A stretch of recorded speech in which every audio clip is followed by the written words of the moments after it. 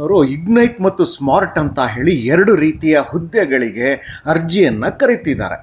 ಇದಕ್ಕೆ ತಿಂಗಳಿಗೆ ಸಂಬಳ ಅಪ್ರಾಕ್ಸಿಮೇಟ್ ಆಗಿ 23,000 ಇರುತ್ತೆ ಅನ್ನೋದನ್ನು ಅವ್ರು ಹೇಳ್ತಿದ್ದಾರೆ. ಮುಂದೆ ಅವರು ತಿಳಿಸ್ತಾರೆ, ನಿಮ್ಮ ಕ್ಷಮತೆಯ ಆಧಾರದ ಮೇಲೆ ಈ ಸಂಬಳ ಕೇವಲ 2 ವರ್ಷದಲ್ಲಿ ಡಬಲ್ ಆಗುವ ಎಲ್ಲ ಸಾಧ್ಯತೆಗಳು ಇದೆ ಅನ್ನೋದನ್ನು ಕೂಡ ಅವರು ತಿಳಿಸ್ತಾರೆ.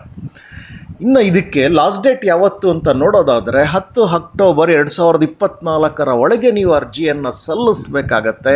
ಹಾಗೂ ಅದರಲ್ಲಿ ಸಲ್ಲಿಸಿದ್ದವರಿಗೆ 15 ಅಕ್ಟೋಬರ್ ನಂತರ ಟೆಸ್ಟ್ ಡೇಟ್ಸ್ಗಳನ್ನು ಕೂಡ ಕೊಡ್ತಾ ಹೋಗ್ತಿದ್ದಾರೆ. ಅಂದರೆ ಇಲ್ಲಿ ನೀವು ಅರ್ಜಿಯನ್ನು ಸಲ್ಲಿಸಿ ತಿಂಗಳಾನುಗಟ್ಟಲೆ ಕಾಯುವ ಅಗತ್ಯ ಇರೋದಿಲ್ಲ. ಕೇವಲ ವಾರದಲ್ಲೇ ನಿಮಗೆ ಟೆಸ್ಟ್ ಡೇಟ್ಸ್ಗಳೆಲ್ಲ ಬರ್ತಾ ಇರುತ್ತೆ ಮತ್ತು ಈ ಟೆಸ್ಟ್ಗಳೆಲ್ಲ ಆನ್ಲೈನ್ ಟೆಸ್ಟ್ಗಳಾಗ್ತಾ ಇರುತ್ತೆ. ಇದಕ್ಕೆ ಎಜುಕೇಷನ್ ಕ್ವಾಲಿಫಿಕೇಷನ್ ಕಡೆಗೆ ನಾವು ಬಂದಾಗ ಇಲ್ಲಿ ಕಾಣುವಂಥದ್ದು ನಾವು BCA ಮತ್ತು BSc ಹಾಗೂ BVoc in computer science and IT ಯಾರು ಮಾಡ್ಕೊಂಡಿರ್ತಾರೆ ಅವರು ಎಲಿಜಿಬಲ್ ಅಂತ ಇದಕ್ಕೆ ಹೇಳ್ತಿದ್ದಾರೆ. ಹಾಗೂ ಬಹಳ ಮುಖ್ಯವಾಗಿ ಈ ಸರಿ 2024 ಯಾರ್ಯಾರು ಪಾಸ್ ಆಗಿದ್ದಾರೆ ಅವರುಗಳು ಇದಕ್ಕೆ ಎಲಿಜಿಬಲ್ ಅಂತ ಹೇಳ್ತಿದ್ದಾರೆ.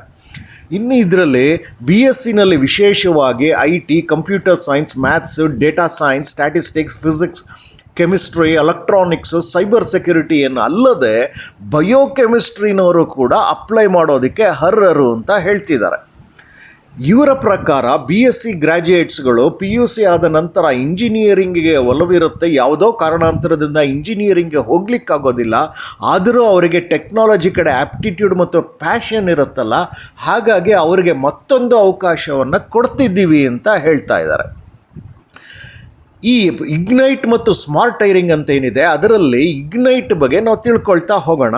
ಅದಕ್ಕೂ ಮುಂಚಿತವಾಗಿ ನೀವು ಇಂತಹ ಉದ್ಯೋಗ ಮಾಹಿತಿಯ ವಿಡಿಯೋಗಳನ್ನು ಕಡೆಯವರೆಗೂ ನೋಡಬೇಕಾಗಿ ನಾವು ಕೇಳ್ತೀವಿ.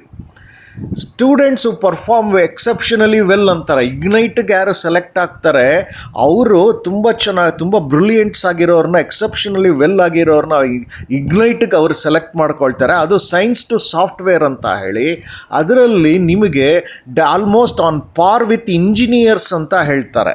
ನೀವು ಇಂಜಿನಿಯರಿಂಗ್ ಯಾವುದೋ ಕಾರಣದಿಂದ ಮಾಡೋಕ್ಕಾಗದೇ ಇದ್ದರೂ ಇದರ ಮುಖೇನ ನೀವು ಆನ್ ಪಾರ್ ವಿತ್ ಇಂಜಿನಿಯರ್ಸ್ ಆಗುವ ಅವಕಾಶಗಳು ಇದೆ ಇಗ್ನೈಟ್ಗೆ ಸೆಲೆಕ್ಟ್ ಆದರೆ ಅಂತ ಹೇಳಿ. ಇದರ ಕಾಂಪನ್ಸೇಷನ್ ಈಗ ಆಲ್ರೆಡಿ ಹೇಳಿದ್ದೀನಿ ನಾನು, 23,000 ತಿಂಗಳಿಗೆ ಅಪ್ರಾಕ್ಸಿಮೇಟ್ ಆಗಿ. ಅದು ನಿಮ್ಮ ಕ್ಷಮತೆಯ ಆಧಾರದ ಮೇಲೆ 1-2 ವರ್ಷದಲ್ಲೇ 2 ರಿಂದ 2.5 ಅಷ್ಟು ದುಪ್ಪಟ್ಟಾಗುತ್ತೆ ಅನ್ನೋದನ್ನು ಕೂಡ ಅವರು ಅಡ್ವರ್ಟೈಸ್ಮೆಂಟಲ್ಲಿ ಹೇಳ್ತಾ ಇದ್ದಾರೆ. ನಿಮ್ಮಲ್ಲಿ ಹೇಳೋದಿಷ್ಟೇ, ಇಂತಹ ವಿಡಿಯೋಗಳನ್ನು ಲೈಕ್ ಮಾಡಿ, ಇದಕ್ಕೆ ಚಾನಲ್ಗೆ ಸಬ್ಸ್ಕ್ರೈಬ್ ಮಾಡ್ಕೊಳ್ಳಿ, ನೋಟಿಫಿಕೇಷನ್ ಬೆಲ್ ಒತ್ತಿ, ಹಾಗೂ ಬಹಳ ಮುಖ್ಯವಾಗಿ ಎಲ್ಲರೊಂದಿಗೆ ಹಂಚಿಕೊಳ್ಳಿ ಅಂತ ಕೇಳ್ತೀವಿ. ಇನ್ನು ಎರಡನೇ ಹೈರಿಂಗ್ ಅನ್ನೋದು BSc ಸ್ಮಾರ್ಟ್ ಹೈರಿಂಗ್ ಅಂತ ಹೇಳಿ. ಇದಕ್ಕೂ ಕೂಡ ಇದರಲ್ಲಿ ನೀವು ಏನು ಸೆಲೆಕ್ಟ್ ಆದರೆ ನಿಮ್ಮನ್ನು ತುಂಬ ಚೆನ್ನಾಗಿ ಟ್ರೈನಿಂಗ್ ಎಷ್ಟು ಚೆನ್ನಾಗಿ ಕೊಡ್ತಾರೆ ಅನ್ನೋದಾದರೆ ಇದು ಟೆಕ್ನೋ ಫಂಕ್ಷನಲ್ ರೋಲ್ಸ್ಗಳಿಗೆ ತಗೊಳ್ತಾರೆ. ಹಾಗೂ engineering, quality assurance, data analysis ಇಂಥದಕ್ಕೆ ಸಂಬಂಧಪಟ್ಟಂಥ ಪ್ರಾಜೆಕ್ಟ್ಸ್ಗಳಿಗೆ ನಿಮ್ಮನ್ನು ಕಳಿಸಿಕೊಡ್ತಾರೆ ಅಥವಾ ನಿಮಗೆ ಆ ಪ್ರಾಜೆಕ್ಟ್ಸ್ಗಳು ಅದರಲ್ಲಿ ತರಬೇತಿಯನ್ನು ನೀಡ್ತಾರೆ ಅಂತ ಹೇಳಿ ಅವರು ಹೇಳ್ತಿದ್ದಾರೆ. ಈ ಎರಡೂ ಕೂಡ ಇಗ್ನೈಟ್ ಮತ್ತು ಸ್ಮಾರ್ಟ್ ಹೈರಿಂಗ್ ಏನಿದೆ ಎರಡೂ ಕೂಡ ಇನ್ ಸೆಂಟರ್ ಟೆಸ್ಟ್ಗಳಾಗಿರೋದ್ರಿಂದ ಆನ್ಲೈನಲ್ಲಾಗಿರುತ್ತೆ. ಅವ್ರದ್ದು ಸೆಂಟರ್ಸ್ಗಳಿರುತ್ತೆ, ಅಲ್ಲಿ ಹೋಗಿ ಟೆಸ್ಟ್ ತಗೊಳ್ಬೇಕಾಗಿರುತ್ತೆ. ಅಲ್ಲಿ ಅಲಾಟ್ಮೆಂಟ್ ಹೆಂಗಿರುತ್ತೆ ಅಂದರೆ ಫಸ್ಟ್ ಕಮ್ ಫಸ್ಟ್ ಸರ್ವಿಸ್ ಅಂತ ಹೇಳಿ. ಅಂದರೆ ಯಾರು ಫಸ್ಟ್ ಅಪ್ಲೈ ಮಾಡ್ತಾರೆ ಆ ಸೆಂಟರ್ಗೆ ಅವ್ರಿಗೆ ಅಲ್ಲಿ ಸೀಟ್ ಸಿಗುತ್ತೆ. ಅಲ್ಲಿರುವಷ್ಟು ಸೀಟ್ಗಳು ತುಂಬಿದ ನಂತರ ನಿಮಗೆ ಆ ಸೆಂಟರ್ ಸಿಗೋದಿಲ್ಲ, ಮತ್ತಿನ್ಯಾವುದೋ ಸೆಂಟರ್ಗೆ ಹೋಗಿ ನೀವು ಬರೀಬೇಕಾಗಿರುತ್ತೆ. ಹಾಗಾಗಿ ಅವರು ರಿಕ್ವೆಸ್ಟ್ ಮಾಡ್ತಿರೋದೇನು ಅಂದರೆ ಫಸ್ಟ್ ಕಮ್ ಫಸ್ಟ್ ಸರ್ವಿಸ್ ಇರೋದ್ರಿಂದ ಕೂಡಲೇ ನೀವು ಯಾರ್ಯಾರು ಎಲಿಜಿಬಲ್ ಇದ್ದೀರಿ ಅಪ್ಲೈ ಮಾಡ್ತಾ ಹೋಗಿ ಅಂತ ಹೇಳಿ. ಮತ್ತು ಇವೆಲ್ಲವೂ ಕೂಡ ನೀವು ಅಲ್ಲಿ TCSನವರು ರಿಜಿಸ್ಟ್ರೇಷನ್ ಮಾಡಬೇಕಾದ್ರೆ IT ಮತ್ತು BPS ಅಂತ ಇರುತ್ತೆ. ನೀವು IT ಸೆಕ್ಟರ್ಗೆ ನೀವು ಅಪ್ಲೈ ಮಾಡ್ತಾ ಹೋಗಬೇಕಾಗತ್ತೆ. ಇದರ ಬಗ್ಗೆ ಹೆಚ್ಚಿನದಾಗಿ ನೀವು ಅಡ್ವರ್ಟೈಸ್ಮೆಂಟ್ಸ್ ಎಲ್ಲ ಇರುತ್ತೆ. ಅಡ್ವರ್ಟೈಸ್ಮೆಂಟ್ನ ಸಂಪೂರ್ಣ ಕನಿಷ್ಠ 2 ಬಾರಿ ಆದರೂ ಓದಿ ಅರ್ಥ ಮಾಡಿಕೊಂಡು ನೀವು ಅರ್ಜಿಯನ್ನು 2ಕ್ಕೂ ಸಲ್ಲಿಸಬೇಕಾಗತ್ತೆ. ಇಗ್ನೈಟ್ ಮತ್ತು ಸ್ಮಾರ್ಟ್ 2 ರೀತಿಯ ಹುದ್ದೆಗಳಿಗೆ. ಇನ್ನು ನಿಮ್ಮಲ್ಲಿ ಹೇಳೋದಿಷ್ಟೇ, ಈ ಅಡ್ವರ್ಟೈಸ್ಮೆಂಟ್ಸ್ ಇರುತ್ತಲ್ಲ, ಕನಿಷ್ಠ 2 ಬಾರಿ ಓದಿ, ಪ್ರತಿಯೊಂದು ಪದವನ್ನು ಪ್ರತಿಯೊಂದು ವಾಕ್ಯವನ್ನು ಓದಿ. ಇಂಥ ಒಂದು ಅವಕಾಶವನ್ನು TCSನವ್ರು ಕಲ್ಪಿಸಿ ಕೊಡ್ತಾ ಇದ್ದಾರೆ. ಉತ್ತಮವಾದಂಥ ಸಂಬಳವೂ ಇದೆ, ವ್ಯವಸ್ಥೆಗಳು ಬೆನಿಫಿಟ್ಸ್ಗಳೆಲ್ಲ ತುಂಬ ಚೆನ್ನಾಗಿರುತ್ತೆ, ನಿಮಗೆ ಟ್ರೈನಿಂಗ್ ಎಲ್ಲ ಚೆನ್ನಾಗಿರುತ್ತೆ.